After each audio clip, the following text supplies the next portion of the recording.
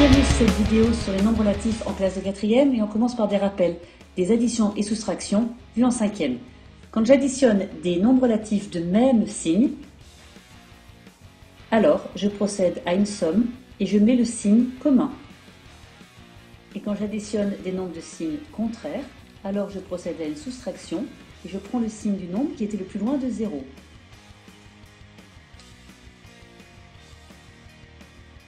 Quand je dois soustraire, eh bien je transforme la soustraction en l'addition du nombre opposé et je calcule.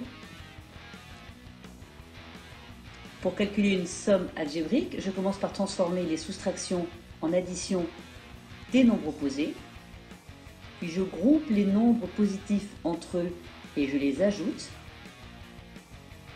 Ensuite, je groupe les nombres négatifs entre eux et je les ajoute. Et enfin, je calcule la somme des deux termes obtenus. Autre façon de faire, je simplifie l'expression. Quand j'ai un plus suivi d'un moins, donc deux signes contraires, je remplace par un moins. Quand j'ai deux signes contraires, je remplace par moins. Deux signes identiques, je remplace par plus. Deux signes opposés, je remplace par moins. De la même façon, je groupe les positifs et je les additionne. Moins. Je groupe les négatifs et je les additionne et je calcule le résultat.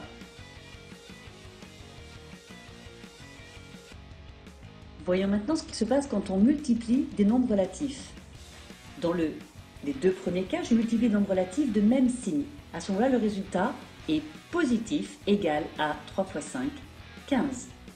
Dans le second cas, quand je multiplie des nombres relatifs de signes opposés, le résultat est négatif égal à 3 fois 5, 15. Je généralise et quand je fais une multiplication d'un certain nombre de facteurs, je vais commencer par compter le nombre de nombres négatifs. Ici, 1, 2, 3, c'est un nombre impair, donc mon résultat va être négatif. 4 fois 2 fois 1 fois 3 fois 1 égale 24.